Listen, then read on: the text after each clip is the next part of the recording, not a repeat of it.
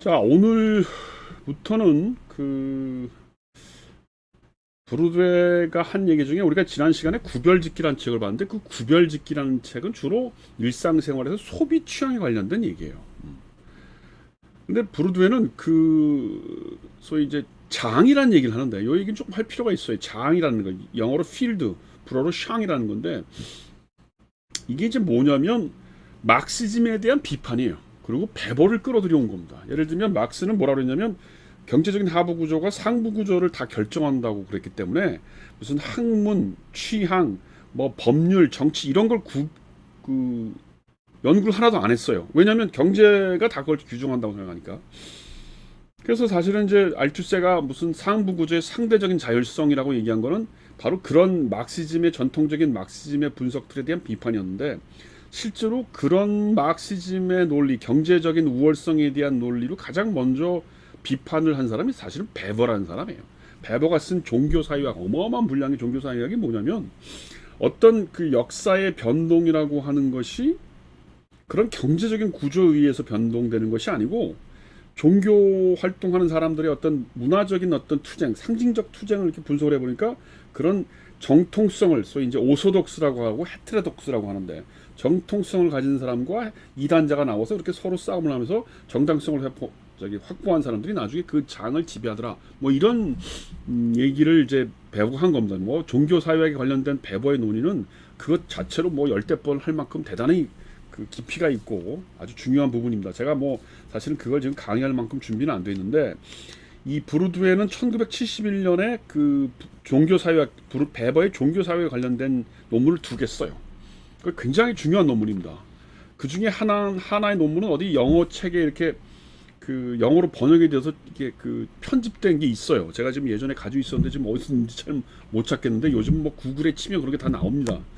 사실은 베버 이 브루드웨의 글들은, 브루드웨가 자기가 스스로 편집해서 출판한 책 말고 그 논문들이 있어요. 이게 이제 그 양반이 운영했던 악드들라 허섹슈라고 하는 잡지, 혹은 그 전에 다른 잡지에 그 기고했던 논문들을 사실은 이렇게 좀 이 시대별로 이렇게 쭉, 예를 들면 무슨 미학 취향에 관련된 논문, 베버의 종교 사회에 관련된 거, 아니면 무슨 오늘 할 이런 학문적인 장에 관련된 논문들, 이렇게 그런 것들을 좀 이렇게 짜집기해서 우리나라 말로 번역하는 작업이 필요해요. 안 그러면 책만 읽어가지고 무슨 말인지 몰라요. 그래서 제가 지금 무슨 말을 하고 싶냐면, 이 취향에 관련된 장의 분석은 구별짓기가 주로 잘한 거예요. 근데 이제 제가 오늘은 뭘 할 거냐면 학문의 장, 특히 철학의 장에 관련된 얘기를 할 거예요. 하나는 이 마틴 하이데거에 관련된, 이건 사실은 원래 책이 아니고 논문이었는데 이렇게 책으로 나와서 이 사실은 이제 우리말로 번역이 된 거고, 그다음에 이제 이 호모 아카데미쿠스라고 하는 책은 이 소위 하이데거 철학을 분석한 이후에, 그다음에 이제 이 프랑스의 대학제도, 프랑스의 학문의 장을 분석한 거예요. 그다음에 무슨 그 예술의 규칙 같은 건 플로베리 소설을 중심으로 한 프랑스의 문학의 장을 분석하는 것이고, 그러니까 이 사람의 그 논문들이나 글들은 대부분 다 뭐냐면 무슨 학문의 장, 그다음에 법률적 장, 그것도 이 어마어마한 두께의 논문이 있어요. 근데 우리 책으로는 출판이 안 됐어. 그러니까 우리나라에서는 그거를 구해서 읽기가 어려워. 그건 아마 영어로도 번역이 안 돼 있을 거예요. 근데 그 법률의 장을 분석한 책, 혹은 정치의 장을 분석한 논문들, 이런 게 불어로는 대단히 중요한 논문도 있고, 논문도 굉장히 논문의 이 볼륨이 많아요. 그러니까 거의 웬만한 책 한 권, 이 정도 되는 그 논문들이 많다는 겁니다. 그래서 사실은 브루드웨를 접근하기 어려운 여러 가지 이유 중에 하나가, 후코나 알투스는 그냥 책으로 딱 나와 있어요. 우리가 나중에 볼 들레즈 같은 경우도 책으로 중요한 책, 뭐 그럼 그거 이렇게 나와 있는데, 브루드웨는 중요한 책만 읽어서는 잘 안 된다. 그다음에 그게 이렇게 유기적으로 연관된 게 어떻게 연관되는지를 잘 모른다. 그래서 그걸 제가 좀 하려고 하는 겁니다. 자, 그래서 오늘 제가 하려고 하는 이 학문의 장 얘기를 하는 겁니다.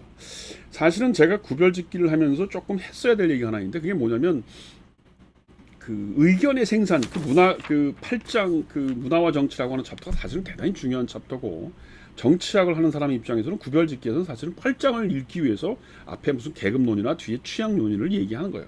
그 얘기는 뭐냐면, 8장의 얘기가 기본적으로 뭐냐면, 어떤 개인의 정치적인 의견이 형성되는 것이 어떤 메커니즘에 들게 되냐면, 정치적인 이념이 공급되는 공급의 장이라는 게 있어요. 그 이념에 공급되는 거는 주로 신문이나 언론, 혹은 학문의 장, 뭐 이런 것들이 어떤 정치적인 의견을 만들어내는 거예요. 그게 공급 라인이죠. 그 다음에 그것을 받아들이는 한 개인의 어떤 수준이 있어요. 그거는 뭐 예를 들면 내가 무슨 중산층이냐 하층이냐 이런 거. 그 다음에 무슨 내가 중산층에서도 과거에는 하층이었는데 지금은 올라와서 상승하는 중산층이냐 이런 거. 이거 이제 소위 그 구별짓기의 5, 6, 7장에서 얘기했던 어떤 계급적인 이 위치 이런 게 중요해요. 그걸 의견의 수요라고 볼 수 있는 겁니다. 그러니까 공급된 의견과 수요된 의견. 그것이 마주쳐서 뭐가 생기냐면 개인의 어떤 아비투스가 만들어지는 거야. 그 아비투스에 의해서 어떤 정치적인 의견이 선택되는 겁니다. 사실은 이거 굉장히 재밌고 중요한 건데 예를 들어서 우리나라에서 무슨 뭐 어떤 정치인을 선택한다든가 아니면 무슨 대북 정책에 관련된 뭐 어떤 개인적인 의견을 피력한다든가 이런 걸 분석할 때 우리는 보통 성인 남녀 1000명에게 물어봤어요.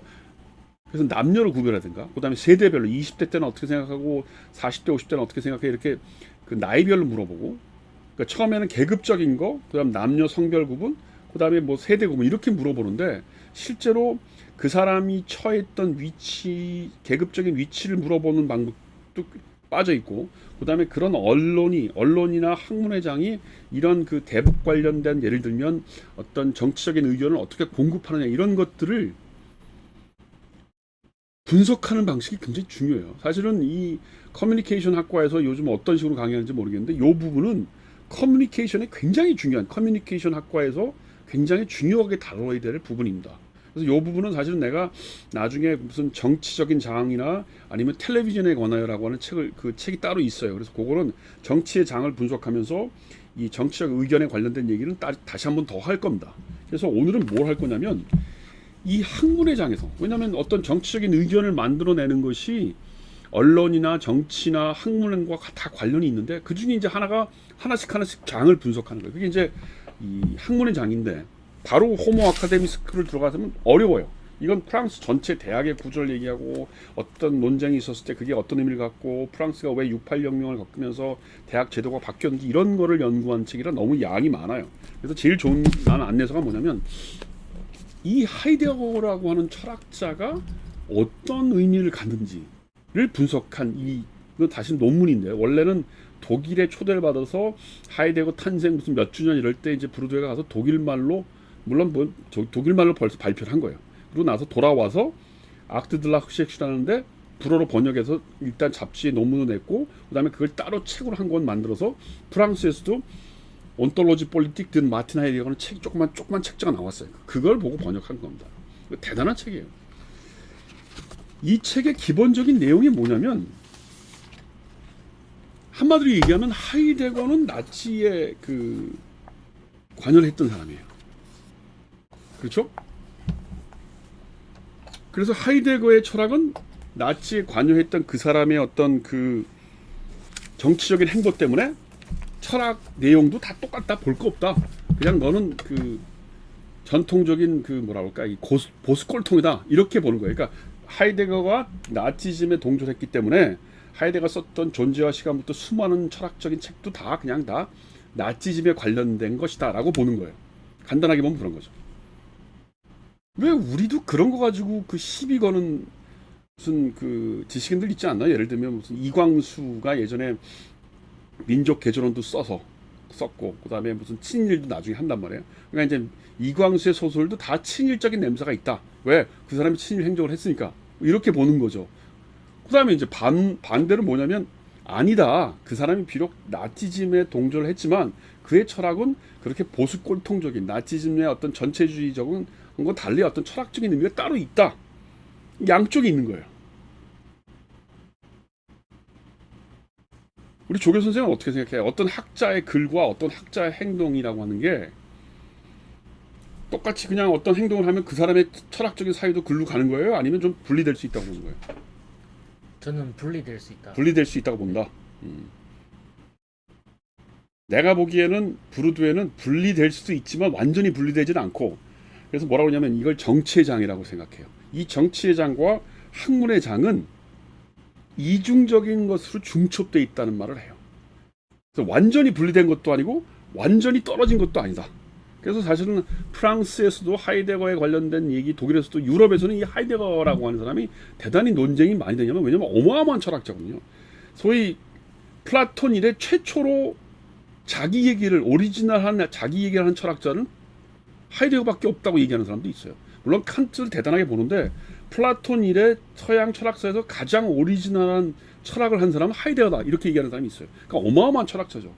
근데 그 사람의 그런 대단한 철학적인 업적을 완전히 비판한 사람 입장에서는 뭐냐면, 그 사람 나치즘한테 동조한 사람인데 그 사람 철학도 마찬가지야, 이렇게 얘기하는 겁니다. 그래서 이 양쪽에서 과연 하이데거의 철학이라고 하는 걸 우리가 어떻게 봐야 될지, 이 논쟁이고, 이거는 우리나라의 학문적인 어떤 여러 가지 논쟁하고 상당히 밀접해서 내가 얘기를 좀 잘 하고 싶은 겁니다. 일단 여기서 끊고 가겠습니다.